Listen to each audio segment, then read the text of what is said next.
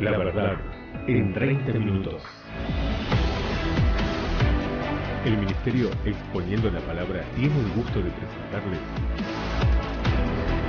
La verdad en 30 minutos.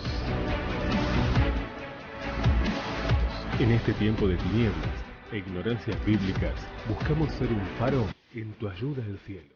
Atento, porque Dios te habla a través de su palabra. La verdad en 30 minutos. Gloria a Dios. Seguimos exponiendo la palabra. Me preguntan, ¿podemos considerar las cosas materiales como bendiciones? Si bien Jesús dijo bien claro, buscad primero el reino de Dios y su justicia, y Él aclaró, y las demás cosas serán añadidas. Yo siempre pienso que las demás cosas son las que Él sabe que necesitamos de verdad. No las va a agregar por el simple hecho de que quiera darnos algo que a nosotros nos va a causar problemas. ¿Sabe? Esa es la propuesta de ese otro evangelio, el de la prosperidad o el evangelio de la codicia, porque en realidad parecería que fuera el evangelio de la codicia, porque lo único que anhelan son cosas materiales. Y que se ha popularizado enormemente en este terreno fértil que ha hallado en el materialismo y egoísmo de nuestro día, en el cual cada uno aplaca su insaciable sed de consumismo a través de numerosas tarjetas de crédito, donde comprar resulta muy fácil, pero pagar esas deudas se hace cada día más difícil. Las cosas materiales no pueden considerarse una bendición porque con ese criterio los ricos, escuche bien, serían los más bendecidos. Y el Señor nos ha enseñado que difícilmente entrará un rico en el reino de los cielos. También nos manda a no hacernos tesoros acá en la tierra, Mateo 6, 19 y 21. Donde la polilla y el orín corrompen y donde ladrones minan y hurtan, sino hacemos tesoros en los cielos. Porque donde esté vuestro tesoro, dice, allí estará también vuestro corazón. Ese es el problema muchas veces del evangelio de la codicia y del materialismo, el corazón. ¿Dónde está tu corazón? Dime lo que piensas diariamente, en qué piensas diariamente, y te diré dónde está tu corazón. Sabe que indudablemente que el creyente, al igual que como da gracia cada día por los alimentos a Dios que nos entrega, también agradece todo lo que Él nos permite tener en nuestro hogar. Aunque no todo lo que tenemos en casa está necesariamente de acuerdo con la voluntad del Señor, porque muchas cosas que compran los cristianos no son estrictamente indispensables. La gran mayoría son obtenidas con endeudamiento de crédito que muchas veces ahogan el presupuesto de la familia. Eso no puede ser considerado una bendición. Me vienen son motivos de discusiones en el hogar, porque la mayoría de las disputas familiares son por falta de dinero, es decir, por no saber administrar bien nuestro presupuesto. Porque tenemos la tendencia a gastar más de lo que ganamos. No olvidemos que el Señor nos dijo en Romanos 13:8, no debáis a nadie nada. Muchos son los que viven aparentando una situación económica que no poseen. Pretenden mostrar en su vanidad al mundo que les rodea que tienen la capacidad para adquirir todas aquellas cosas que esta sociedad consumista nos impone con necesidad, con su propaganda idiotizante que nos bombardea diariamente a través de todos los medios publicitarios. Es increíble, ellos han descubierto que la publicidad es un arma poderosa para venderte cualquier cosa, sea útil o no sea. Y yo recuerdo que cuando era chofer de transporte público, yo permitía que subieran y vendieran sus cosas a los muchachos esos que vendían y vivían de eso. Y me acuerdo que es ilógico. Subían a vender peines y vendían 12 peines, ¿no? De diferente gama y cepillo y todo. Y yo observaba por el espejo muchas veces los que lo compraba. Y lo conflictivo era que hay gente que en realidad no tenía pelo y sin embargo se compraban 12 peines. Y así, cualquier cosa que subían a vender, no importa, si sea caramelo, sea golosina, sea aparatito, la mayoría de las cosas la gente lo compraba. Y yo decía, ¿lo necesitará de verdad? ¿O lo compra por comprarlo, por placer, o por querer tener o acumular? Qué bárbaro, ¿no? Se preocupan de vivir en un lugar que les permita mostrar cierto estatus social, aunque con ello deban llevar una pesada carga para satisfacer su vanidad. Lo mismo podríamos decir del automóvil, de la ropa que visten, del seguro médico que usan, las vacaciones y todo lo demás que pueda exhibir para intentar probar lo que no son. Viven llenos de deuda que los atormenta y deben normalmente trabajar largas horas extra a su horario para satisfacer su propio o torpe orgullo y en consecuencia alejarse de su hogar donde están los seres que, por lo cual dice preocuparse. Con toda justicia afirma Dios en su palabra respecto a Proverbio 13:7. Hay quienes pretenden ser ricos y no tienen nada, y hay quienes pretenden ser pobres y tienen mucha riqueza.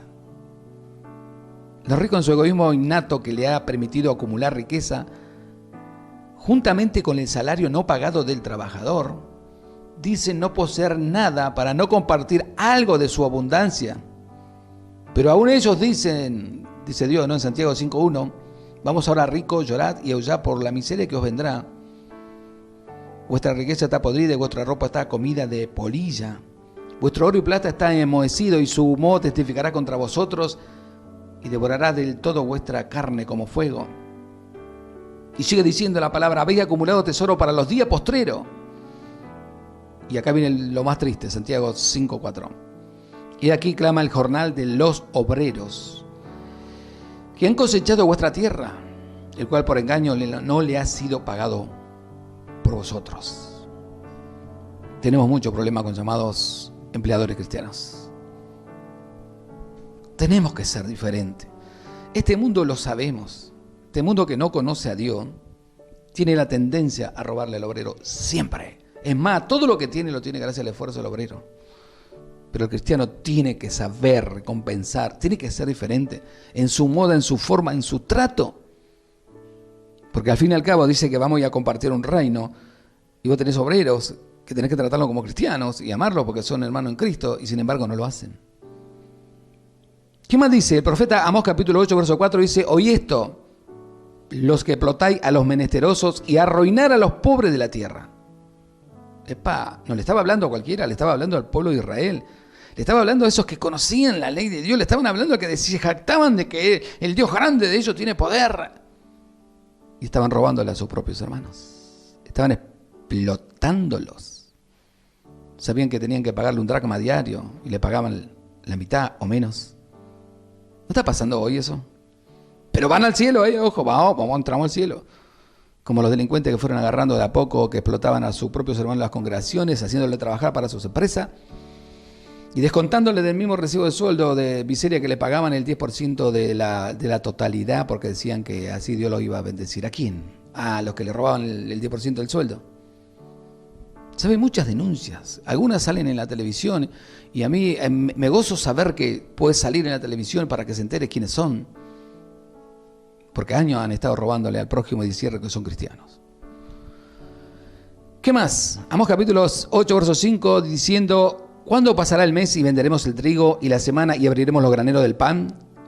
Y achicaremos la medida y subiremos el precio y falsearemos con engaño la balanza.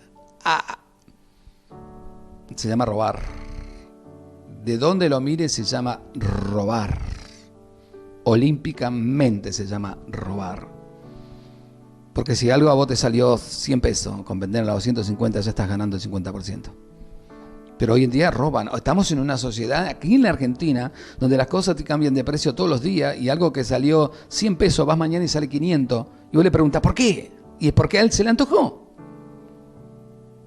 No entiendo por qué nuestra sociedad no se rebela contra toda esa injusticia, porque al fin y al cabo nos están despojando de nuestro dinero y la pobreza va a seguir creciendo. Y la pobreza acarrea delincuencia, porque lamentablemente van a tener que buscarse una manera de subsistir y como no existe actividad laboral, van a salir a robar. Es toda una cadena.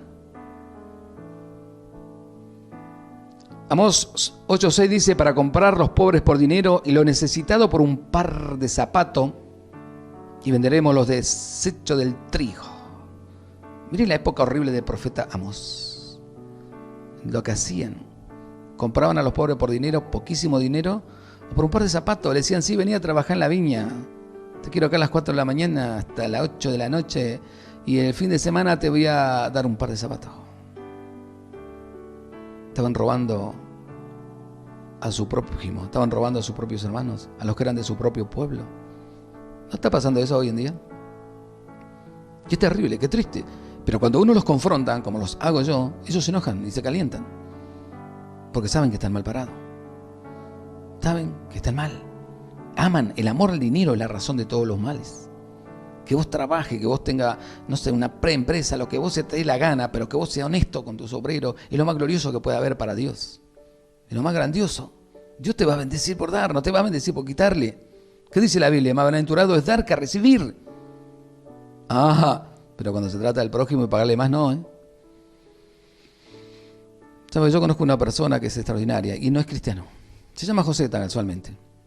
Tiene una empresa en Loma Hermosa y él hace pernos. Pero no solo hace pernos, hoy en día invirtió su dinero junto con su esposa y tienen 5 estaciones de servicios. Y eso desde el primer día que yo fui a ese lugar a traer pernos, porque eso es lo que iba a hacer. Me atendieron en su oficina, me dieron de tomar café, me preguntaban qué necesitaba, charlamos. Entonces lo fui conociendo. Y él me contaba que cuando él vino a la Argentina, ya siendo pequeño, su padre trabajó en una empresa que le robaban, le engañaban, le mentían y el sueldo no le alcanzaba. Entonces ellos se propusieron con sus hermanos trabajar, estudiar y hacer algo en la vida para hacer de bendición a los demás, como no lo hicieron con ella. Y lo lograron. Eso le pagan el sueldo a su obrero 3 veces más de lo que valen. Le dan la posibilidad que a los 3 años, si vos no faltaste nunca, si tú siempre fuiste fiel y estuviste, te llevan a una agencia de auto y te dice, elegí el auto que quieras, yo te lo compro y después te lo voy descontando como podés. ¡Wow! ¡Qué extraordinario! Nómbreme de ese, a partir de este hombre, nómbreme otros más, ¿sabes? Que hagan eso. Y él no es cristiano, pero tiene amor a su prójimo, porque con él, el padre de él, hicieron todo lo contrario. Y usted lo ve, me es un placer, un gusto charlar con ellos. ¿Qué nos dice la Biblia? Amós capítulo 8, verso 7. Seguimos con Amós. Jehová juró por la gloria de Jacob, no me olvidaré jamás de todas sus obras. Describe la palabra de Dios toda esta inconsecuencia. Eclesiastés 1:14 dice, miré todas las obras que se hace debajo del sol, es decir, aquí en la tierra. Y aquí todo eso es vanidad y aflicción de espíritu. Que un rico diga que nada tiene resulta comprensible conociendo de la dureza de su corazón y de cómo ha obtenido sus riquezas, que nunca fue por derecha. Pero aquel que vive de un salario pretende aparentar lo que no es, llegado a sacrificar su propia familia y vivir lleno de deuda, que indudablemente lo llevará a discordia en su hogar por problemas económicos que deberá enfrentar. Eso es una vanidad que raya la estupidez y no concuerda en absoluto con el corazón de sabiduría que debería mostrar un verdadero hijo de Dios. El ejemplo que nos dejó el Señor Jesucristo respecto a las cosas materiales es digno de considerar. Siendo el Rey de Reyes, no escogió un palacio para venir a vivir. Ay, pero usted tiene una mansión de $20 millones y Cash Luna y Maldonado y todos los que tenemos por acá en la Argentina. Yo siempre pienso, ellos se creen más que Jesucristo. Se creen más que Jesucristo. Bien, el Rey de Reyes no escogió un palacio para venir a vivir, sino que muy por el contrario, se desprendió de todo porque escogió un modesto hogar de un carpintero y vivió austeramente incluso durante su ministerio terrenal. Algo muy distinto a lo que hacen muchos en nuestros días que dicen ser siervos de Dios y viven en la opulencia, gracias al dinero obtenido con la mentira del diezmo y otras artimañas que han inventado. Todos los grandes hombres de Dios que nos muestra la historia de la iglesia, escuche bien, han sido hombres y mujeres que no se caracterizaron por poseer bienes materiales, sino por haber vivido sin ningún apego a las cosas de este mundo. Curiosamente, los comerciantes de la fe de nuestros días se esfuerzan para ser considerados los levitas espirituales, que no existen. No existen, no existen. De la iglesia, sin embargo, pretenden ignorar voluntariamente que a los verdaderos levitas de la nación de Israel, en el tiempo de la ley, escuche bien, Dios le prohibió tener posesiones materiales y que debían dejar su cargo al cumplir 50 años. Anote, Números capítulo 18, versos 23 y 24. Mas los levitas, dice, harán el servicio del tabernáculo de reunión y ellos no poseerán heredad entre los hijos de Israel, porque a los levitas le ha dado por heredad los diezmos de los hijos de Israel que ofrecen a Jehová en ofrenda, por los cuales he dicho, entre los hijos de Israel no poseerán heredad. Esto se debía a que el verdadero sacerdote levita debía vivir del diezmo que era granero, o sea, de los que cultivaban la tierra y los que criaban animales, nada más. Eso se debía a que los verdaderos sacerdotes levitas debían vivir del diezmo, el cual era entregado en alimento, jamás en dinero, porque era para su sustento diario y no para comprar por propiedades y bienes o acumular el dinero como se ve hoy. Levítico 8, 24, 25, seguimos, dice: los levitas de 25 años arriba entrarán a ejercer su ministerio en el servicio del tabernáculo de reunión, pero desde los 50 años cesarán de ejercer su ministerio y nunca más lo ejercerán. No, papá, yo soy pastor, ¿viste? Y hasta los 104 años, ¿viste? Yo voy a estar acá, ¿viste? Porque yo soy... Sí, bíblico. Qué bárbaro, ¿no? Los mercaderes de la fe, para intentar justificar sus bienes y riquezas, deben recurrir necesariamente al Antiguo Testamento y citar ejemplos de aquellos que vivieron bajo otra dispensación, muy diferente a la de la gracia que se encuentran todos los cristianos salvados por la misericordia de Dios y constituimos la iglesia del Señor. En el Antiguo Testamento Dios está tratando con un pueblo terrenal, Israel, y en consecuencia todas las promesas del carácter terrenal. Además, no estaba condicionado a la fidelidad de los judíos, lo cual ellos se comprometieron ante Dios y el Señor les dijo a los que no cumplieran con estos estatutos de la ley, Deuteronomio capítulo 27, verso 15, escuche bien, 16, 17, 18, 19, 20, 21 y 22, 23, 24, hasta el 26, Dios les dice: maldito, maldito, maldito, maldito, maldito, maldito, maldito, maldito, maldito, maldito. Y para aquellos que cumplieran la ley les ofreció bendiciones de toda clase terrenal, Deuteronomio 28, del 1 al 13. Si os eres para guardar y poner por obra todos sus mandamientos, le dice Dios ahí al pueblo de Israel, en Deuteronomio, vendrán sobre ti todas estas bendiciones. Tendrá más, significa: tierra, fruto, vaca, oveja, pan. Te pondrá a Jehová por cabeza y no por cola. Este versículo 13, que claramente está dentro de las promesas para aquellos que estaban bajo la ley, ha sido brutalmente manipulado por los comerciantes de la fe para intentar justificar lo injustificable e insertarlo para la iglesia sin ningún argumento bíblico. Por este motivo, todos los hombres fieles al Antiguo Testamento fueron personas que obtuvieron mucha tierra y ganado, exceptuando claramente a los sacerdotes levitas por las razones que se hemos considerado. A diferencia de esto, jamás dice la iglesia: maldito si es que no cumplimos algo. Muy por el contrario, su promesa es 2 Tesalonicenses 2:13: si fuéramos infieles, Él permanece fiel.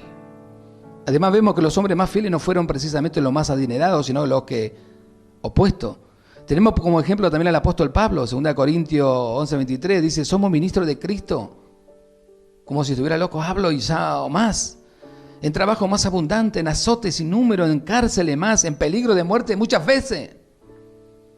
Los judíos 5 veces he recibido 40 azotes menos 1. 3 veces he sido azotado con vara, 1 vez apedreado. 3 veces he padecido naufragio, 1 noche y 1 día he estado como náufrago en alta mar. En camino muchas veces en peligro de río, peligro de ladrones, peligro de los de dominación, peligro de los gentiles, peligro de la ciudad, peligro en el desierto, peligro en el mar, peligros entre falsos hermanos. Y sigue hablando en 2 Corintios del 1 al 27 y dice: en trabajo y fatiga, en muchos desvelos, en hambre y sed. Pablo, ¿cómo va a tener hambre y sed? Pablo, no digas eso, Pablito, va a quedar mal para el movimiento apostólico. En muchos ayunos y en frío, en desnudez. Y además de otras cosas, cara, como si fuera poco, ya todo lo que mencionó, dice: además de otras cosas, lo que sobre mí se agolpa cada día, la preocupación por todas las iglesias. El amor de Pablo no terminaba en la frontera de sus familias. El verdadero cristiano, el amor no termina en la frontera de la familia, nunca lo va a hacer. Y luego él dice: ¿quién enferma y yo no voy a enfermar? Lógico, voy a enfermarme. ¿Podrá haber alguien tan insensato para creer que el gran apóstol Pablo estuvo enfermo por falta de fe? Sí, el movimiento apostólico profético. O que vivió sin bienes materiales porque no fue bendecido por Dios y somos Maldonado. Dice: si Pablo hubiera tenido las revelaciones que tengo yo, no hubiera vivido en la pobreza como vivió. ¿Revelaciones de qué? ¿De cómo robar y engañar a la gente? Cualquiera que en nuestro día pudiera tener un testimonio así, los traficantes de almas y muchos hermanos se encargarían de desacreditarlo como una persona que seguramente está ocultando algún pecado muy grave, porque ha sido desprovisto de todas las supuestas bendiciones materiales y vive en pobreza y enfermedad. Afirman estos inescrupulosos y farsantes que somos hijos de un rey, así que debemos vivir como tales. Si usted enferma y no sana es porque no tiene fe. Que si deseamos tener un buen automóvil, un refrigerador nuevo, un televisor, simplemente debemos visualizarlo y pagarlo con grandes créditos a intereses y lo obtendremos. Pero muy bien sabemos que no es así. El gran apóstol Pablo, debido a su fidelidad y amor por el Señor, lo perdió todo, porque estaba esperando la recompensa en el cielo, no acá en la tierra, donde los ladrones minan y hurtan. Él sabía que hacer tesoros para disfrutarlo en el cielo, como fue la promesa que dejó el Señor Jesucristo para todos los cristianos que vivimos en el nuevo pacto. Porque donde esté vuestro tesoro, allí estará también vuestro corazón. Todas las bendiciones que el Señor ha prometido a los suyos ahora en la iglesia no son de carácter material como fue durante la ley con su pueblo terrenal, sino que son espirituales como corresponde a un pueblo espiritual, y los tesoros los obtendremos allá en el cielo. Efesios 1:3 dice: bendito sea el Dios y Padre de nuestro Señor Jesucristo, que nos bendijo con toda bendición espiritual en los lugares celestiales en Cristo Jesús. Mateo 5:4: bienaventurados los que lloran, porque ellos recibirán consolación. Lucas 6:25: hay de vosotros los que estáis saciados, porque tendréis hambre. Mateo 25:21 dice: bien, buen siervo fiel, sobre poco me has sido fiel, sobre mucho te pondré, entra en el gozo del Señor. Volvemos a lo mismo. Hemos hablado de qué es la fe, y acá estamos hablando de lo mismo, de algo similar.